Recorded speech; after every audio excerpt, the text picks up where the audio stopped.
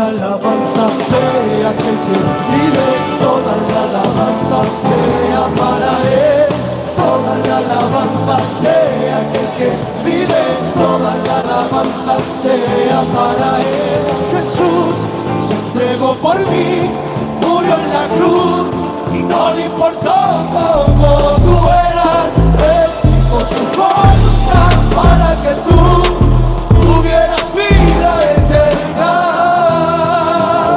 En agradecimiento de tu corazón, en agradecimiento cántale al Señor. Adoremos a Cristo el Rey. Adoremos a Cristo el Rey. Y alabanzas para Él, toda la alabanza sea aquel que vive, toda la alabanza sea para Él. Toda la alabanza sea aquel que vive, toda la alabanza sea para Él.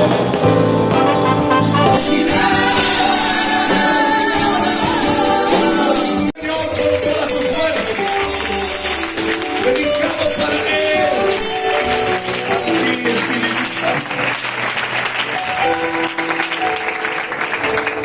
Ahora hay un ambiente precioso, lleno del Espíritu Santo. Y ya vamos a dar lugar. Tu hermano Ángel, siervo del Señor, que lleva este grupo, gloria al Señor, de la iglesia tan selecto, aleluya, tan bendecido, con tantos propósitos, con tanto futuro, aleluya, y con gran estima en la iglesia, los jóvenes, ese grupo de jóvenes, que nos da alegría, que nos quita las penas cada vez que nos vemos sentados. Venimos y de verdad que vernos sentados ahí, benditos ahí. Estos jóvenes, bendigo Dios, aleluya. ¿Cómo está el mundo, Dios mío de mi alma? Si es mirarlos, verlos sentados y te quitan las penas. Verlos aquí adorando a los pies del Maestro, queriendo servir a Dios. Si ya no se puede pedir más. Cuando tenemos a los hijos, los nietos, aquí estamos. Tú ya no puedes pedir más. Así que damos gracias a Dios por este regalo, por esta obra tan preciosa de nuestros jóvenes. Yo le dejaré a su dirigente que él presente lo que ha puesto Dios en su corazón con ellos. Así que sin más, gloria al Señor, ¿vale? Así que relájate, tranquilo, tranquila. Estamos en la casa de Dios. Mira, está la iglesia preciosa, increíble. Desde aquí, ¿verdad? Pues claro, qué bendición, qué gloria, da alegría ver la iglesia. Qué bien. Así que sin más, gloria al Señor, os dejo con nuestro hermano Ángel en el nombre del Señor. Esté ungido.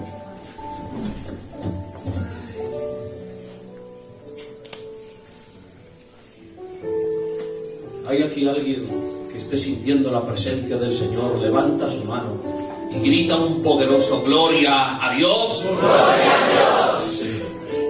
¡Qué bien se está donde está su presencia! En esta tarde me gustaría comenzar primeramente agradeciéndole a Dios este alto honor y este alto privilegio de poder ministrar su palabra, este tema en medio de la iglesia. Y cómo no, también al pastor que nos da este lugar, que nos da este espacio, porque es domingo y nos ha dejado. Traemos un tema serio, un tema complicado. El tema que traemos: los enemigos de la iglesia. Donde estos jóvenes bendecidos van a tratar temas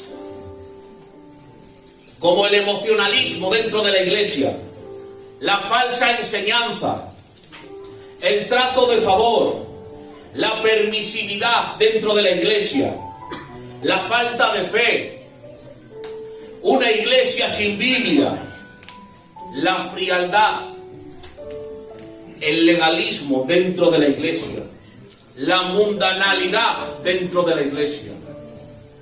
Y por último, no menos importante, nuestro hermano Arturo va a traer la división dentro de la iglesia. Quizás, hermanos míos, no tenemos la capacidad no tenemos la elocuencia, no tenemos la fraseología para tratar este tema. Pero déjenme decirles algo. El poder no está en el que predica. El poder está en la palabra de Dios en sí misma. Así que rogaría, por favor, que no se queden con sus nervios, con sus fallos, con sus errores, que seguramente que los tengan. Es más, no quiero que les miren con una mirada entrañable porque son jóvenes, porque estamos tratando un tema muy serio de la palabra del Señor. Creo, Iglesia del Señor, que en este tiempo y más que nunca debemos de predicar a tiempo y fuera de tiempo, como dice su palabra. Y este es el tiempo en que debemos de predicar del amor de Dios, sí, lo creo. Pero también debemos de predicar de la ira de Dios, que está para todos aquellos que no van a entregar su vida a Cristo, que no han reconocido a Cristo como Salvador. Creo que debemos de hablar de la misericordia, sí, pero también debemos de hablar de la justicia de Dios. Debemos de predicar que hay un cielo, pero también debemos de hablar y predicar que hay un infierno. Predicar a tiempo y fuera de tiempo. Y estamos en el tiempo donde no debemos ni maquillar, ni enmascarar, ni hacer un evangelio de colores. Déjenme decirles que aquel que ha entendido verdaderamente la obra de Cristo, sabe que vive y que está por los méritos de Cristo, que vive por su gracia, no le hace falta ni que le maquillen, ni que le pinten un evangelio de colores. Primero Cristo, segundo Cristo y tercero Cristo. Estamos aquí por Cristo. Me gustaría pasar aquí adelante. Todos los que vais a subir, pasar aquí adelante. Vamos a orar la iglesia por ellos. Que les quite el nerviosismo. Que Dios les use en este día.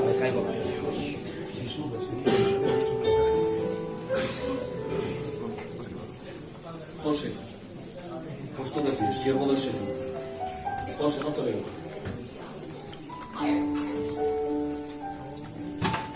José, siervo del Señor, ¿dónde estás? Haz esta oración por todos ellos. Toda la iglesia, por favor. Por tu gloriosa presencia. Gracias por estos momentos. Gracias, Señor, por estos momentos. Te ruego que los utilices, los capacites, Señor. Que pongas la palabra en su boca, Señor. Y que tu Espíritu Santo, de una forma especial, Señor, en esta tarde le quite los nervios. Padre, bendítelo en el nombre de Jesús. Amén. Aplaudan al Señor.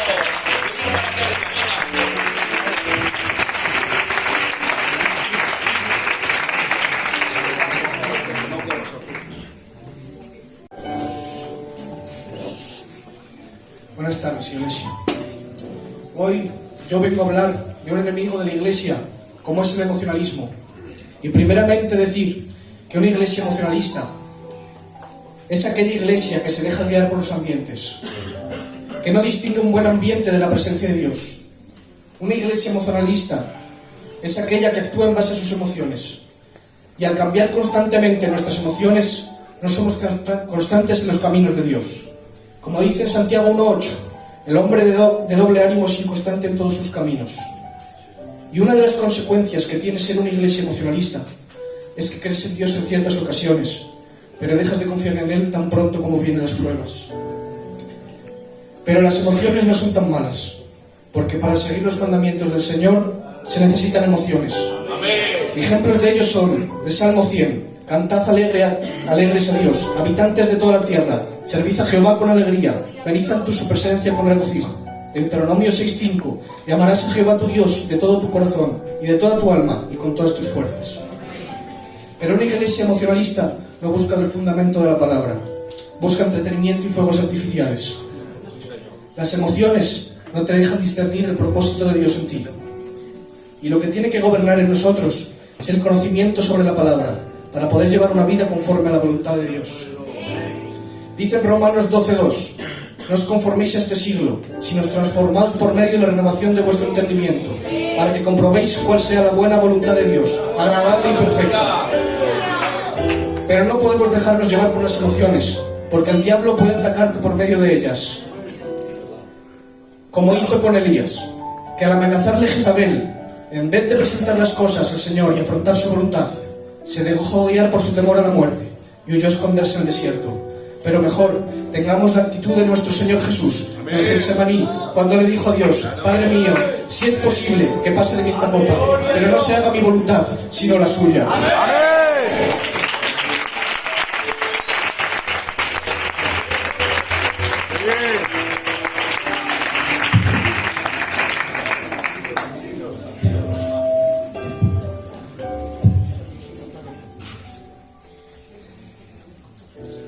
Buenas tardes, mis hermanos. Hoy os vengo a hablar de uno de los peligros muy importantes de la Iglesia, uno que se puede cometer mucho en el púlpito. El tema es la falsa enseñanza.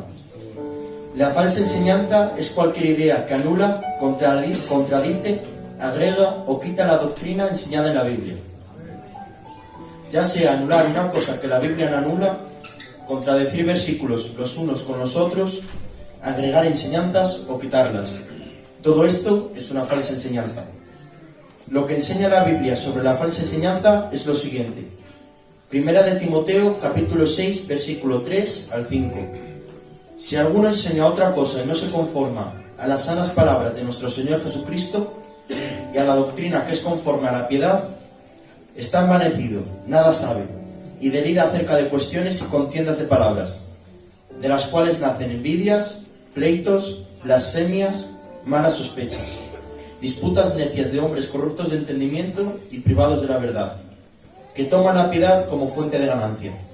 Apártate de los tales.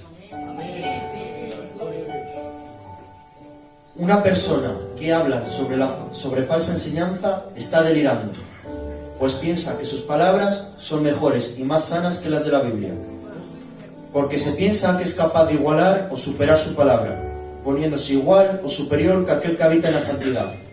Se cree mejor para dar consejo que el omnisciente. Y tal es así que sus palabras, al apartarse de las de Dios, provocan envidias de unas personas a otras, pleitos y peleas, blasfemias contra Dios, sospechas malas sobre personas y disputas necias entre hombres. Mateo capítulo 7, versículo 15.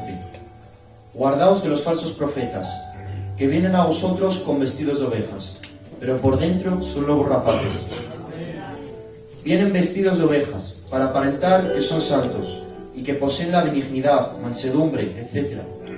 Pero esto solo lo hacen para disimular lo que son en verdad, lobos rapaces, los cuales no dudarán de comerse o dañar gravemente a una oveja en ningún momento. Gálatas capítulo 1, versículo 8 y 9.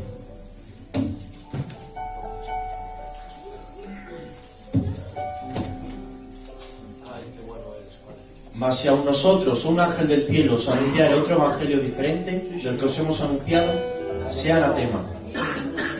Como antes hemos dicho, también ahora lo repito, si alguno os predica diferente evangelio del que habéis recibido, sea anatema.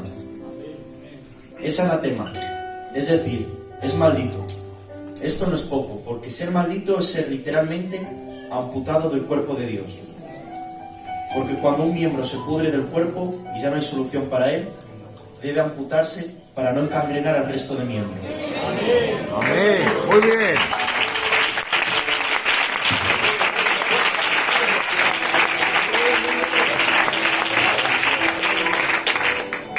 Una persona que predica falsa doctrina es apartada de Dios y de su cuerpo. Santiago capítulo 3, versículo 1. Hermanos míos, no os hagáis maestros muchos de vosotros, sabiendo que recibiremos mayor condenación. El que sin saber habla sobre falsa enseñanza y se quiere hacer maestro de la ley va a tener un mayor juicio.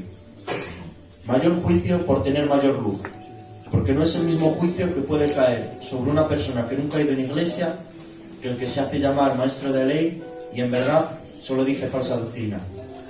Ciertamente estos tendrán mayor juicio y mayor condenación. Y hasta aquí lo que dice la Biblia sobre la falsa enseñanza.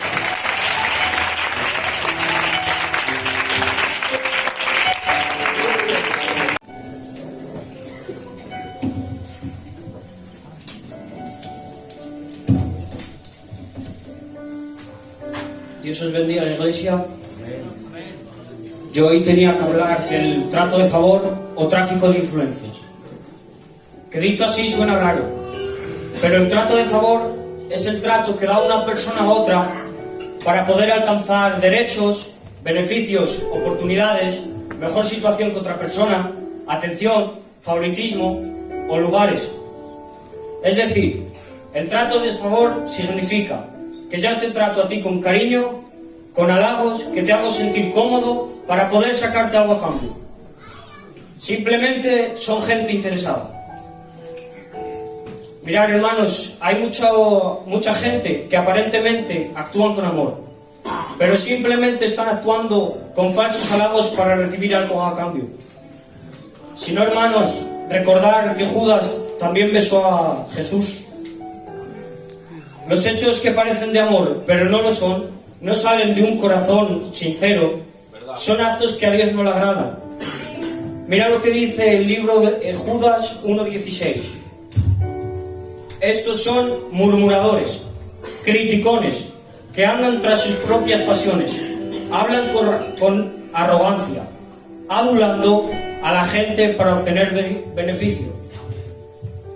Adular es una alabanza exagerada e intensa a una persona, con propósito de ganarse su voluntad, para fines interesados. Hermanos, podemos ver el trato de favor en una historia que a mí me llamaba la atención, y está en el libro de Mateo, capítulo 20, versículo 20 al 23, que entre muchos textos nos dice que sale Salomé, la mujer de Zebedeo, a Jesús, y postrándose ante él le dice que tiene una petición, y Jesús le dice: ¿qué es lo que quieres? Y ella le dice que cuando subas en tu reino guardes un lugar para mis hijos. Salomé le estaba pidiendo que guardase un lugar para sus primos, porque Salomé era la tía carnal de Jesús. En otras palabras, iglesia, le estaba diciendo: míralos, que son tus primos, trátalos de otra forma, dales un lugar que a nadie les das, que ellos son familia tuya. Mira, a ver, guárdales el sitio bueno, trátalos distinto.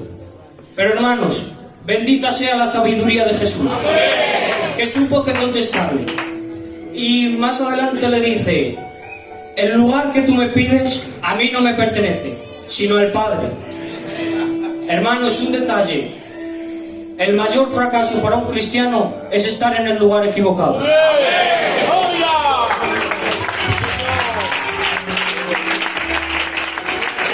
Y dejando esto de lado, en este tiempo estamos viendo y viviendo estas cosas en las iglesias. Y está muy bien tratar con cariño, está muy bien tratar con amor, pero ¿con qué intención lo haces? ¿Lo haces porque te sale del corazón o lo haces simplemente para obtener algo a cambio? Déjame decirte que si lo haces por amor, Dios te bendice porque eres una persona que amas y amas de verdad.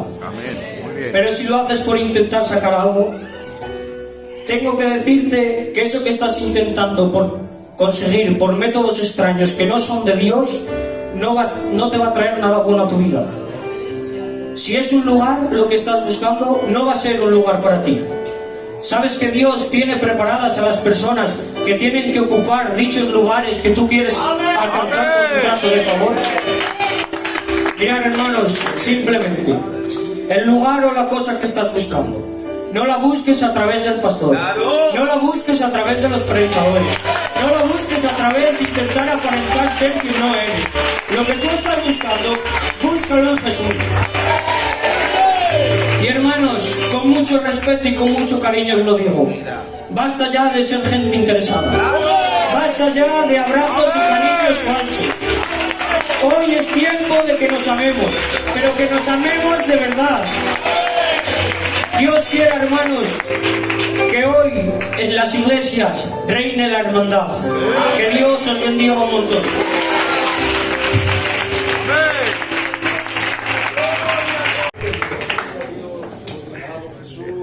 Buenas, iglesia. Hoy vengo hablando sobre la permisividad o tolerancia de una iglesia. ¿Y qué es la permisividad?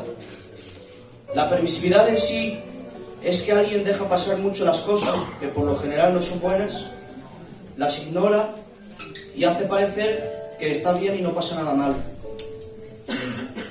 En una iglesia esa tolerancia puede ser un grave error, pudiendo llegar a perjudicarla bastante. Hay iglesias que no advierten del pecado y dejan que el rebaño juegue con ese pecado como si nada pasase. Puede haber iglesias permisivas que no muestren ese lado donde hay que sacrificar lo carnal, ni tampoco corrigen a la gente que se desvíe, porque no es atractivo. Hay iglesias que creen que puede haber salvación sin transformación. Solo muestran el lado bueno porque el otro lado no es llamativo. Pero hay que saber que el Evangelio significa negarse a uno mismo, negar a la carne y todo lo carnal a pesar de las luchas y tentaciones que uno tenga. Ese esfuerzo que uno hace merece la pena, porque lo que vendrá más tarde será tan glorioso que hará que ese esfuerzo se vea pequeño.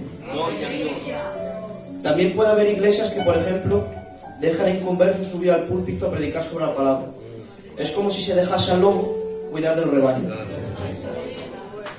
Una iglesia no debe ser tolerante para que no sea destruida por el pecado. Hay que corregir conductas malas. Pablo avisa a la iglesia de Corinto que están permitiendo el pecado de un hombre que tenía una mujer que no era la suya.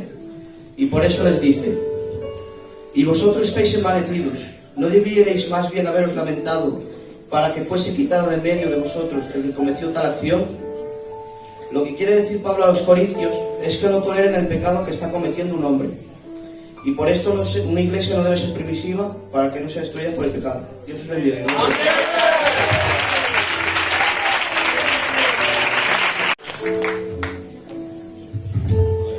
Buenas, iglesia. Hoy os voy a hablar de la falta de fe. Iglesia, ¿cuántas veces hemos pasado por malos momentos? Por momentos de enfermedad, momentos en los que nuestra fe ha desmayado. Pero dejadme deciros que en esos momentos es cuando más fe debemos tener. Porque sin fe no se puede agradar a Dios. Y en esos momentos es cuando más necesitamos de Él. Dice en Hebreos 11:6: pero sin fe es imposible agradar a Dios, porque es necesario que el que se acerca a Dios crea que le hay y que es galardón de los que le buscan. Hoy, iglesia, te animo a fortalecer tu fe, porque tenemos un Dios que calma las tempestades, que multiplica los panes y los peces, y un Dios que sana enfermos. Por eso, cuando no veas solución ni salida, déjalo todos en las manos de Dios.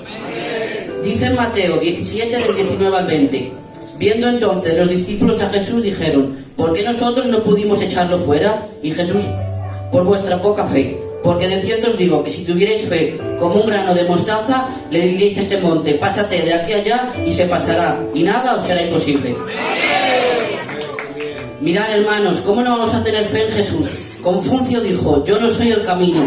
Y Buda dijo: buscad la verdad. Mahoma dijo: no sé el propósito de la vida. Pero mi Jesús, en Juan 14:6, dijo: yo soy el camino, la verdad y la vida. Nadie viene al Padre sino por mí. Iglesia, que en las tumbas de todos los ídolos y grandes reyes solo hay huesos, pero en la tumba de mi Dios hay salvación.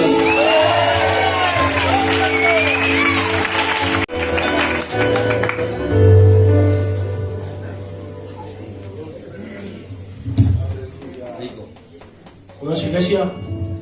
Voy a hablar de un enemigo que para mí es el peor de todos, y es una iglesia sin Biblia. En una persona que no lea la palabra de Dios son todas cosas malas, son todo contras. Primeramente viene la duda, las carnalidades, los deseos. Pero hermanos, si en una persona es malo, imaginaos una iglesia. Una iglesia sin palabra está perdiendo el fruto.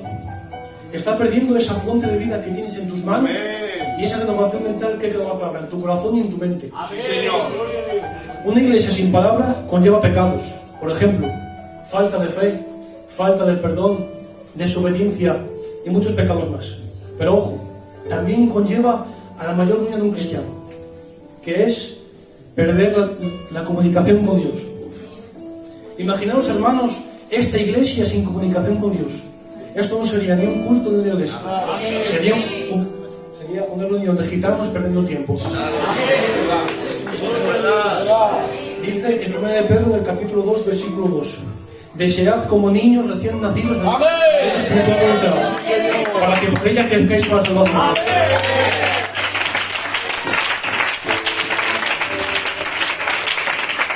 Una iglesia que menosprecia la palabra de Dios es una iglesia sin fruto, es una iglesia decayente, una iglesia que se guía por los ambientes de la vida, lo que le rodea y las emociones. Iglesia, que tu ambiente no sea ni lo que te rodee y tus emociones, que tu ambiente sea la palabra de Dios.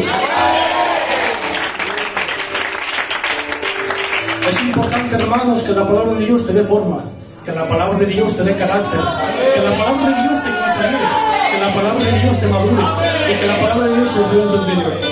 Porque cuando hay esa comunicación con la palabra, hay una fusión entrando en la obediencia, que tomarás tanto, que es el fundamento. El fundamento es lo que ha creado la palabra en tu corazón. Porque tú cuando lees la palabra, Dios te habla a ti. Pero ojo, cuando tú hablas de la palabra, tú no hablas, habla Dios.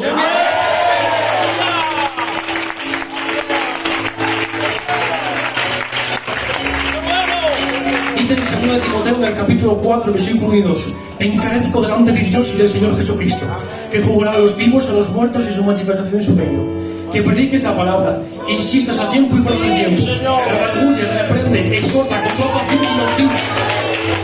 Y versículo del posible, pero tú sé soporte, soporta las aflicciones, haz la evangelista y cumple tu ministerio.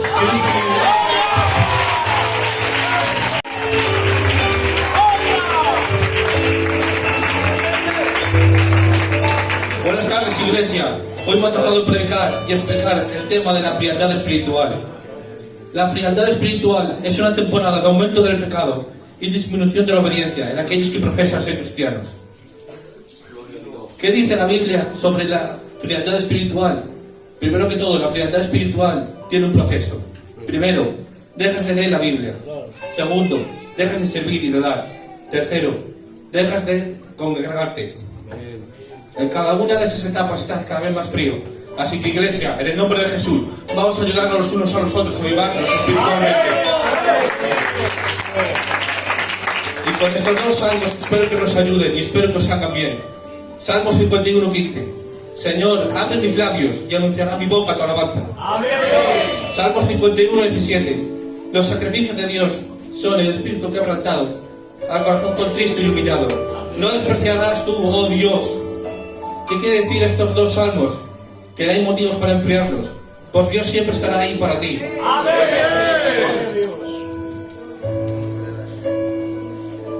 Y yo no sé, iglesia, yo este tema, en vez de enfriarme, va a avivar más, me va a calentar más. A mí lo que me calienta es saber que mis seres queridos están en el cielo.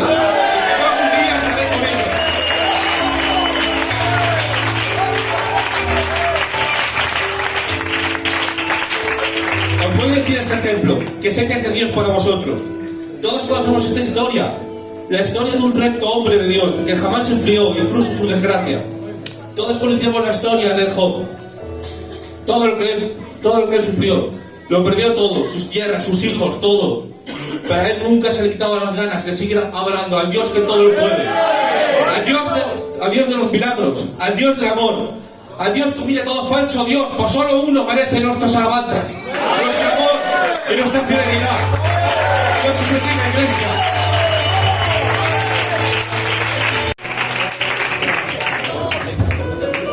Buenas tardes, iglesia.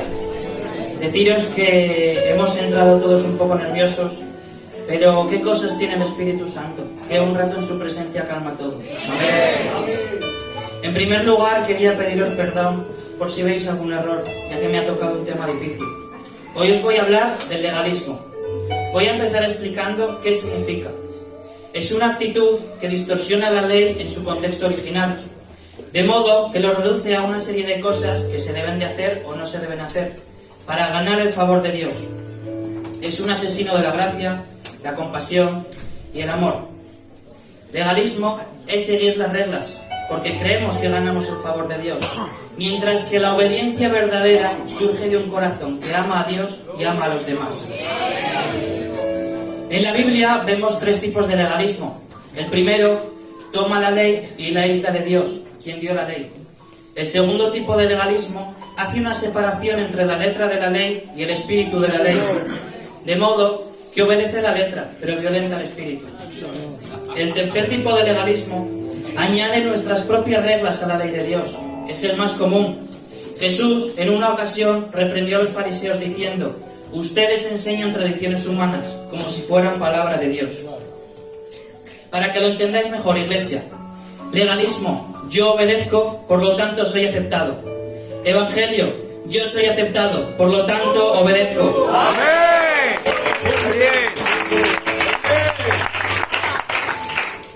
El legalismo es el intento de ganar la salvación o una espiritualidad más alta que los demás, a través de un cumplimiento estricto de normas, reglas y leyes. En los tiempos de Pablo, el legalismo básicamente tenía que ver con la mala enseñanza que decía que uno no podía ser salvo si no guardaba la ley de Moisés. La Biblia dice en Gálatas capítulo 2, versículo 21, no desecho la gracia de Dios, pues si por la ley fuese la justicia, entonces por demás murió Cristo. En Mateo capítulo 23, versículo 27 dice, ay de vosotros, escribas y fariseos, hipócritas, porque sois semejantes a sepulcros blanqueados, que por fuera, a la verdad, se muestran hermosos, mas por dentro están llenos de huesos de muertos y de toda inmundicia. Hay una historia que me gusta mucho que se encuentra en Lucas capítulo 18. Cuenta cómo dos hombres fueron al templo a orar. Uno de ellos era un orgulloso fariseo y el otro era un deshonesto cobrador de impuestos. El fariseo oró así: gracias, Dios mío, porque yo no soy un pecador como los demás. Nunca engaño ni cometo adulterio. Te doy diezmo de todo lo que gano. Y ayuno 2 veces a la semana. El cobrador de impuestos, en cambio, se paró a cierta distancia y no se atrevía a elevar su mirada al cielo. Lleno de dolor se golpeaba el pecho y exclamaba: Dios mío, ten misericordia de mi pecado. El cobrador de impuestos, hermanos, os aseguro que llegó a su casa justificado. Porque el que se ensalza será humillado, y el que se humilla será exaltado.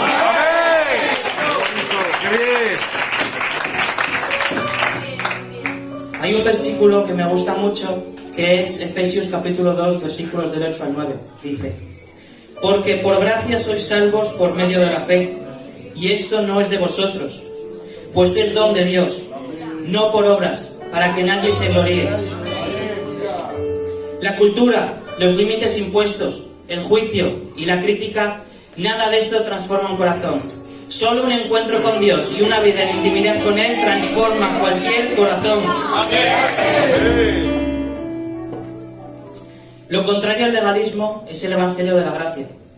Gracia es reconocer que la salvación es un regalo inmerecido que recibimos de parte de Dios, y que las buenas obras son el fruto, no la causa de la salvación. El Evangelio de la gracia no elimina las buenas obras, sino que las pone en su lugar correcto, como fruto de la salvación. Iglesia, el legalismo esclaviza, mientras que la gracia libera. Amén. El legalismo exalta al hombre, pero la gracia glorifica a Cristo. Amén. Jesús bendiga, Iglesia.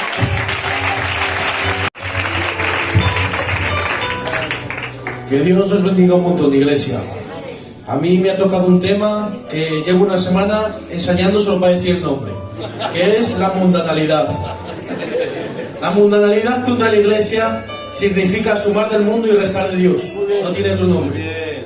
El mundo dentro de la Iglesia mata los propósitos que tiene Dios para nosotros, junto a sus promesas.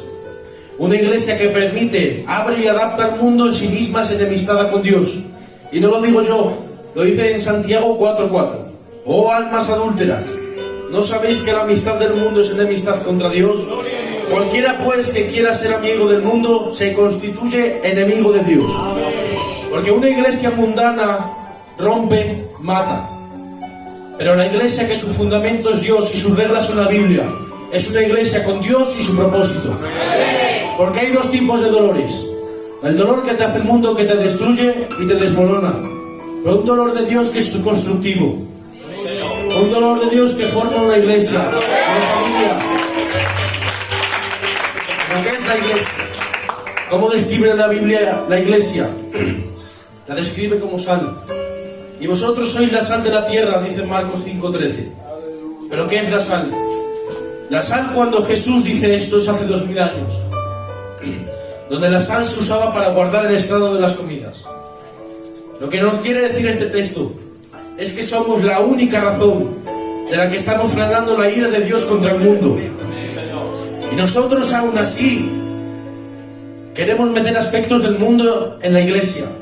Queremos hacer una iglesia gitana, una iglesia donde Dios no sea la cabeza. Queremos hacer una iglesia no apasionada por Dios, una iglesia de carne, una iglesia donde los eventos son no divertidos. Pero cuando alguien se saca una Biblia, ya algunos se asusta porque no se quiere aburrir. Esto no es una obra de humanos, es una obra de Dios. Porque si fuera nuestra, hace 50 años que se hubiera roto. La iglesia no se tiene que adaptar a los nuevos tiempos, porque en la misma Biblia nos dan las instrucciones para la iglesia, para evangelizar, para restaurar, para perdonar, para glorificar. La iglesia no tiene que probar cosas nuevas, ya está todo escrito y todo por realizar. No queramos cerrar las puertas de la iglesia por nuestras costumbres y caracteres. ¿Pero cómo? Comportándonos como lo que somos, como fruto. ¿Qué es el fruto? El fruto viene a partir de cuando alguien siembra, de un sembrador sembrando. Y el fruto se coge con alegría, se cosecha con alegría. Pero ese sembrador del que estamos hablando, cuando ibas hacia cruz, estaban golpeando, insultando. Pero no mirabas el dolor ni ese odio. Miraba al fruto. Al fruto. Que Dios os bendiga.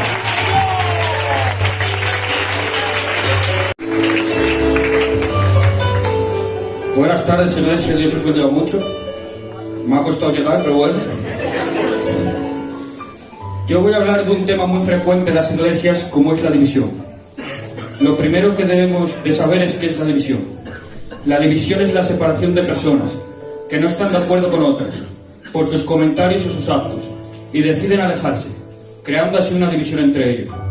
En Romanos capítulo 16, versículos 17 y 18 dice: Mas os ruego, hermanos, que no os fijéis en los que causan divisiones y tropiezos, en contra de la doctrina que vosotros habéis aprendido, y que os apartéis de ellos, porque tales personas no sirven a nuestro Señor Jesucristo, sino a sus propios vientres, y con suaves palabras y lisonjas engañan los corazones de los ingenuos.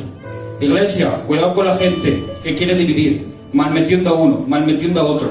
En Mateo capítulo 15, versículo 14 dice: Son ciegos guías de ciegos, y si el ciego guiara al ciego, ambos caerán en el hoyo. Iglesia, si tu lengua no sirve para edificar, no hables.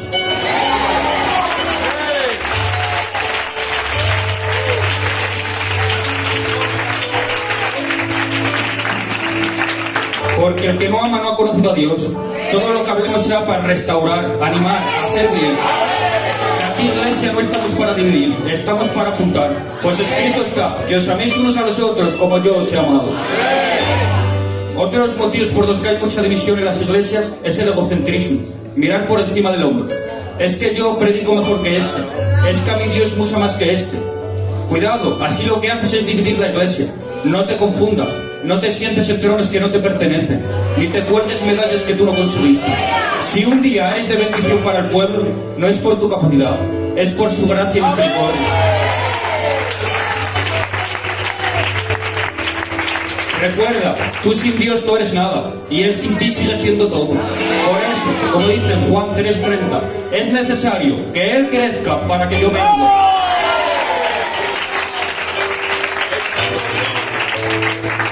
Otro de los motivos por los que hay mucha división en la iglesia son los grupitos dentro de ella. Que en la iglesia no puede haber grupos, hermano. Que aquí todos remamos hacia el mismo lado. Si unos reman hacia un lado y otros hacia otro, aquí no hacemos nada. Iglesia, que aquí todos somos uno. Y el dueño de la barca es Jesús de Nazaret. Por eso, como dice Juan 17:21, para que todos sean uno, como tú, oh Padre, en mí y yo en ti, que ellos sean uno en nosotros, para que el mundo crea que tú me enviaste. Y iglesia, con este último motivo quería finalizar, que es la crítica y la murmuración. Iglesia, no nos podemos dejar llevar por el enemigo y cometer ese pecado, porque es que hay gente que dice: mira este cómo ha pecado, mira este cómo ha podido caer aquí. Que es que, iglesia, parece que estamos deseando que alguien caiga para criticar. Pero cuidado, que hoy cae él, pero mañana caes tú. Por eso, en vez de criticarle, ayúdale, aconsejale, restaurale.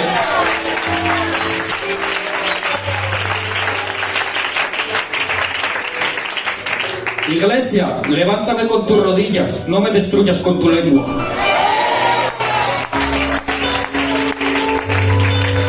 Iglesia, no es momento de parecer que somos, ha llegado el momento de ser de verdad. Por eso, con la autoridad que Dios me ha dado, reprendo toda división en la Iglesia de Benavente y declaro que aquí reine la paz, la santidad y la integridad. Dios os bendiga.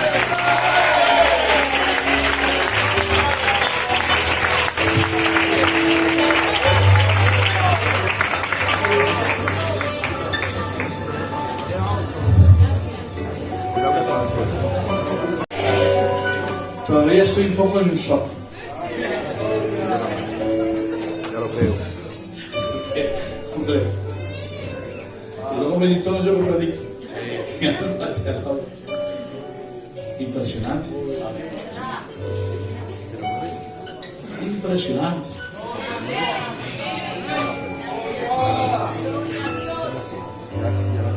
Hoy Dios nos habla. Dios nos habla.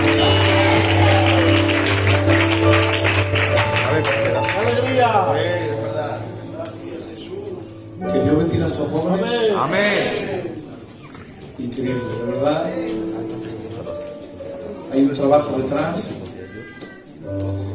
Hay futuro del Señor.